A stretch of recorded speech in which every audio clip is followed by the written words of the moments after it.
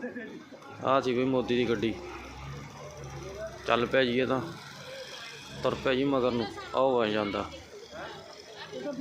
जी ओ जांदा जी काली गड्डी च मोदी बैठा जी। आ वेखो जी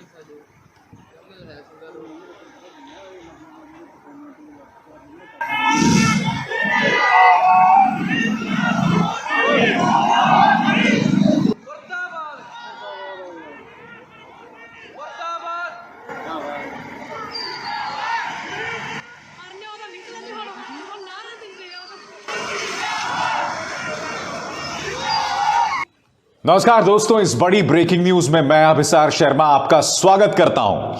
तो प्रधानमंत्री नरेंद्र मोदी का आज पंजाब दौरा था और वो दौरा जो है विवादों में पड़ गया। प्रधानमंत्री नरेंद्र मोदी एक चुनावी रैली को संबोधित करने आए थे, मगर बगैर रैली को संबोधित करके वापस चले गए क्योंकि उन्हें एक फ्लाईओवर पर प्रदर्शन करने वाले किसानों ने रोक दिया और वो आगे नहीं जा पाए। अब आप कहेंगे भाई प्रधानमंत्री भटिंडा से फिरोजपुर हेलीकॉप्टर में भी जा सकते थे। वैसा उन्होंने इसलिए नहीं किया क्योंकि मौसम खराब था, लिहाजा उन्होंने यह फैसला किया कि 111 किलोमीटर फिरोजपुर से भटिंडा के बीच करीब 100 किलोमीटर वो रास्ते के जरिए जो हैं वो सफर करेंगे। प्रधानमंत्री नरेंद्र मोदी को किसानों ने रोका और जब वो वापस जा रहे थे तो वहां मौजूद अधिकारियों से कहा, जैसा कि तमाम न्यूज चैनल्स बता रहे हैं, प्रधानमंत्री ने कहा कि अपने मुख्यमंत्री से कहना किसी तरह से मैं अपनी जान बचाकर आ रहा हूं। उसके बाद बवाल मच जाता है। तमाम न्यूज चैनल्स में खबरें आती हैं कि प्रधानमंत्री की सुरक्षा में चूक, मगर मुद्दा क्या है? प्रधानमंत्री नरेंद्र मोदी की सुरक्षा में चूक या खाली कुर्सियां, जैसा कि कांग्रेस दावा कर रही है? दोनों तथ्य मैं आपके सामने पेश करने वाला हूं। दोस्तों, सबसे पहले मैं आपको बतलाऊंगा वो 3 तस्वीरें जो कि आप फ्लाईओवर पर देख सकते हैं, जहां उस वक्त जबरदस्त ड्रामा हो रहा था। एक एक करके वो तस्वीरें आपके स्क्रीन पर आ रही हैं जब प्रधानमंत्री नरेंद्र मोदी को प्रदर्शनकारी किसान रोक देते हैं। शाम को जब एक खबर आती है दोस्तों, तो मैं आपको बतलाना चाहूंगा आपकी स्क्रीन पर इंडिया टुडे की खबर। इंडिया टुडे इस समाचार के जरिए यह बतलाने का प्रयास कर रहा है कि देखिए, हमारे पास पुख्ता प्रमाण हैं कि प्रदर्शनकारियों ने प्रधानमंत्री को जाने से रोका और यह कितनी बड़ी सुरक्षा में चूक थी। मगर मैंने जब इस फुटेज को ध्यान से देखा और इस फुटेज के 45वें सेकंड पर एक तस्वीर पे जूम इन किया, तो पता चला कि प्रदर्शनकारियों के हाथ में बीजेपी का झंडा था।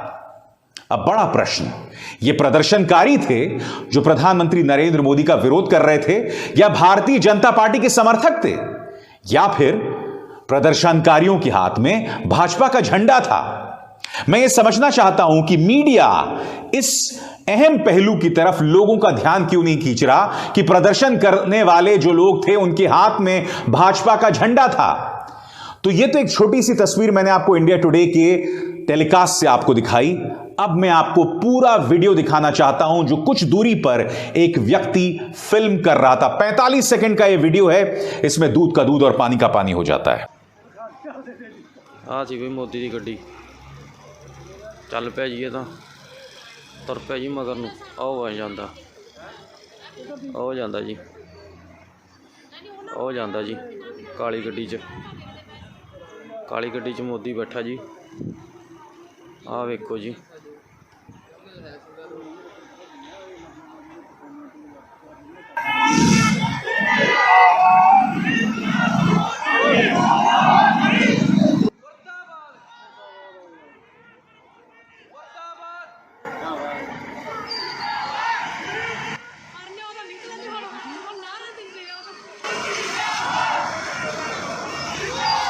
मैं फिर आपसे सवाल पूछना चाहता हूं कि यह मामला सुरक्षा में चूक को था या फिर यह खाली कुर्सियों का मामला था? अब हम रैली की तरफ चलते हैं दोस्तों। प्रधानमंत्री नरेंद्र मोदी रैली में पहुंचने वाले होते हैं और वहां पर इस तरह से खाली कुर्सियां उनका स्वागत करने वाली थी। जी हां, इस तरह की खाली कुर्सियां जहां कोई मौजूद नहीं था। मैं अब आपको बताने वाला हूं कि वहां लोग क्यों नहीं मौजूद थे। बड़ा प्रश्न, प्रधानमंत्री अगर वहां पहुंच जाते तो कितनी जबरदस्त शर्मिंदगी और जिल्लत झेलनी पड़ती उन्हें जब वो भाषण तो दे रहे होते मगर सामने कोई नहीं होता। अब बड़ा प्रश्न यहां पर पैदा होता है कि क्या यह सुरक्षा में चूक थी? दोस्तों, अब मैं आपको एक बहुत अहम जानकारी बताने वाला हूं जो आपको ध्यान से सुनना होगा। आज सुबह करीब 9 बजे मुझे पंजाब से कुछ पत्रकारों का फोन आया, कुछ स्थानीय नेताओं का फोन आया और उन्होंने मुझे कुछ अहम जानकारियां दी। उन्होंने कहा कि किसान प्रधानमंत्री का विरोध करने वाले हैं। आज सुबह से ट्विटर पर गो बैक मोदी भी चल रहा है, यानी कि किसान किसी भी कीमत पर प्रधानमंत्री का विरोध करने वाले थे। पर्दे के पीछे एक और काम चल रहा था। किसानों ने अपने तमाम गांवों में फरमान जारी कर दिया था कि प्रधानमंत्री की रैली में कोई नहीं जाएगा, कोई नहीं जाएगा और जो भी रैली में जाएगा उसे गद्दार माना जाएगा। और यह भी फैसला कर लिया था जिन बसों में लोगों को भर भर कर रैली में ले जाया जाने वाला था उसे किसान रोकेंगे। और चूंकि वहां पर स्थानीय लोग नहीं जा रहे थे, इसलिए यह फैसला किया गया था कि जो बिहार या उत्तर प्रदेश से आने वाले मजदूर इस वक्त पंजाब में काम कर रहे हैं उन्हें बसों में भर भर कर ले जाया जाने वाला था, मगर किसान उसे भी रोकने वाले थे। दोस्तों, यह तमाम जानकारी मुझे वहां से मिल गई थी आज सुबह 9 बजे। अब आप मुझे बताइए, जब ये तमाम जानकारियां आज सुबह 9 बजे मुझे मिल गई थी कि किसान प्रधानमंत्री का विरोध करेंगे, नंबर 1, नंबर 2, किसी भी बस को वहां नहीं जाने दिया जाएगा, नंबर 3, अगर कोई उस रैली में जाएगा तो स्थानीय लोग उसे गद्दार मानेंगे, तो आप मुझे बताइए वहां रैली पर में शिरकत करने, उस रैली को अटेंड करने पहुंचेगा कौन? और ऐसे में अगर यह सुरक्षा में चूक है तो यह जिम्मेदारी पंजाब सरकार की है या फिर केंद्रीय गृह मंत्री अमित शाह के नेतृत्व में जो गृह मंत्रालय आता है और उसमें काम करने वाला आईबी इंटेलिजेंस ब्यूरो, उसकी जिम्मेदारी है। जब यह जानकारी मुझे थी तो इंटेलिजेंस ब्यूरो को भी होगी, तो क्या इंटेलिजेंस ब्यूरो ने यह जानकारी माननीय प्रधानमंत्री को नहीं दी?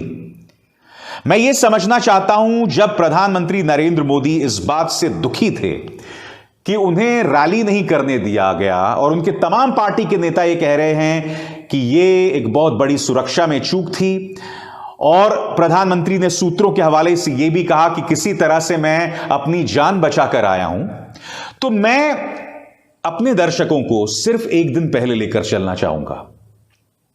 मेघालय के राज्यपाल सत्यपाल मलिक, उनका दावा कि वो प्रधानमंत्री से मिलते हैं और प्रधानमंत्री से कहते हैं कि 500 किसान जो मर गए हैं उनका कुछ कीजिए। प्रधानमंत्री उन्हें जवाब में कहते हैं वो 500 किसान मेरी वजह से मरे थे क्या?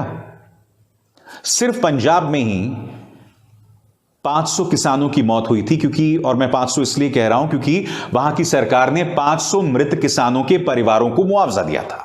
आप सुनिए सत्यपाल मलिक ने क्या कहा था, सुनिए। मैं जब किसानों के मामले प्रधानमंत्री से मिलने गया तो मेरी 5 मिनट में लड़ाई हो गई उनसे, क्योंकि वो बहुत घमंड में थे। जब मैंने उन्हें कहा हमारे 500 लोग मर गए, तुम तो कुतियां मरती है तो चिट्ठी भेजते हो, तो उसने कहा मेरे लिए मरे। मैं कहा आपके लिए तो मरे थे, जो आप राजा बने हुए उनकी वजह से। अब प्रधानमंत्री के इस बयान के बाद मैं आपसे समझना चाहता हूं कि क्या किसान उनसे खुश होंगे, क्योंकि सत्यपाल मलिक ने जो भी कहा है प्रधानमंत्री के बयान को लेकर, उसको लेकर अब भी किसी भारतीय जनता पार्टी नेता ने उसे कॉन्ट्रडिक्ट, उसे गलत नहीं बताया है। फिर से देखिए ये कुर्सियां, ये खाली कुर्सियां, मैं ये समझना चाहता हूं कि क्या ये वाकई सुरक्षा में चूक थी, क्योंकि देखिए अगर प्रधानमंत्री नरेंद्र मोदी की सुरक्षा में चूक का मामला है तो इससे बड़ी बात इसलिए नहीं हो सकती क्योंकि देश किसी भी कीमत पर प्रधानमंत्री की सुरक्षा को दांव पर नहीं लगा सकता। हमारी एक सिटिंग प्रधानमंत्री की हत्या कर चुके हैं उनके अपने सिक्योरिटी गार्ड्स। एक पूर्व प्रधानमंत्री को एलटीटीई के आतंकवादी मार चुके हैं, इत्तेफाकन दोनों गांधी परिवार से थे, इंदिरा गांधी और राजीव गांधी, यानी कि राहुल गांधी के पिता और उनकी दादी। ऐसे में प्रधानमंत्री की सुरक्षा के साथ कोई चूक नहीं हो सकती। मगर सबसे बड़ा सवाल, क्या गृह मंत्रालय ने प्रधानमंत्री को यह जानकारी दी थी कि ये तमाम मुश्किलात पेश आने वाली हैं, कि किसान आपके खिलाफ प्रदर्शन कर रहे हैं? क्योंकि मैं ये समझता हूं कि एक तो मौसम खराब, दूसरा वहां कोई भीड़ नहीं आने वाली है, तो फिर प्रधानमंत्री को वहां जाने क्यों दिया गया, वो भी सड़क के रास्ते। आपको ये तमाम सवाल पूछने होंगे। देखिए, जो तमाम मैं आपके सामने तथ्य रख रहा हूं वो सिर्फ फैक्ट्स हैं, सबूत के आधार पर, यह मेरी कल्पना नहीं है। तो मैं समझना चाहता हूं कि इंटेलिजेंस ब्यूरो, गृह मंत्रालय कर क्या रहा था। और जाहिर सी बात है दोस्तों, यह एक मुद्दा मिल गया है भारतीय जनता पार्टी को, और भारतीय जनता पार्टी अब जोरों से इस मुद्दे को चुनावों में उठाने वाली है कि देखिए प्रधानमंत्री नरेंद्र मोदी की सुरक्षा में कितनी बड़ी चूक हुई है। अब मैं आपको दोस्तों बतलाने वाला हूं एक एक करके कि वहां पर क्या क्या बवाल हुआ और कौन कौन सा नेता क्या क्या बयान दे रहा है।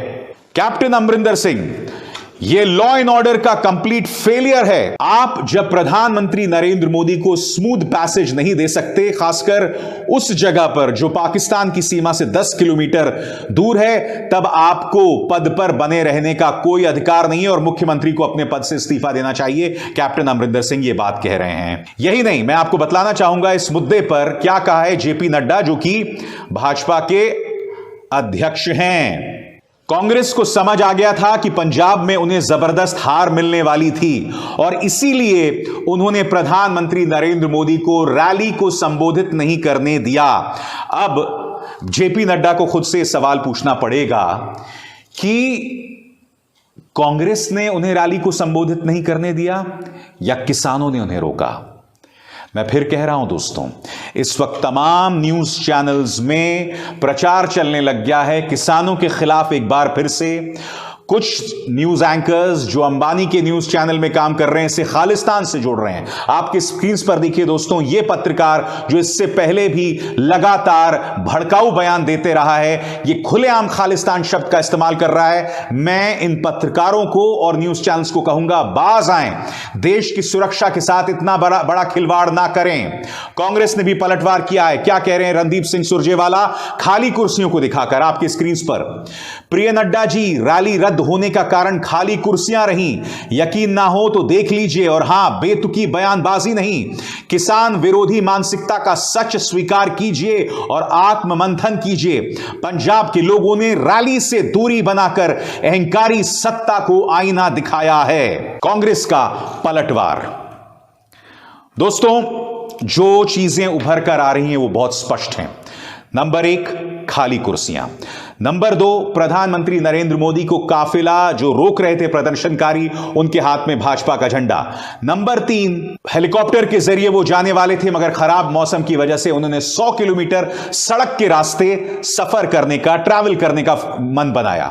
सवाल बड़ा यहां पर यह कि आखिर प्रधानमंत्री को यह मशवरा किसने दिया कि वो सड़क के रास्ते जाएं। नंबर 4, यह भी सवाल पूछा जाना चाहिए कि गृह मंत्रालय के अंतर्गत आने वाला इंटेलिजेंस ब्यूरो आखिर क्या कर रहा था, आईबी क्या कर रहा था। आईबी ने आखिर प्रधानमंत्री को यह जानकारी क्यों नहीं दी कि रास्ते पर किसान खड़े हैं आपका विरोध करने।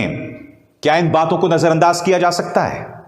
हमारा देश एक बनाना रिपब्लिक नहीं है। प्रधानमंत्री नरेंद्र मोदी की सुरक्षा के साथ खिलवाड़ नहीं हो सकता। जिम्मेदारी जिसकी भी है उसे कटघरे में रखना होगा, चाहे वो पंजाब सरकार हो या अमित शाह के नेतृत्व में आने वाली गृह मंत्रालय। हम जिम्मेदारियों से नहीं बच सकते। अभिसार शर्मा को दीजिए इजाजत। नमस्कार। आ जी भी मोदी की गड्डी चल पै जी, तो तुर पै जी मगर नूं आओ आ जांदा, ਉਹ ਜਾਂਦਾ ਜੀ, ਉਹ ਜਾਂਦਾ ਜੀ ਕਾਲੀ ਗੱਡੀ 'ਚ। ਕਾਲੀ ਗੱਡੀ 'ਚ ਮੋਦੀ ਬੈਠਾ ਜੀ, ਆਹ ਵੇਖੋ ਜੀ।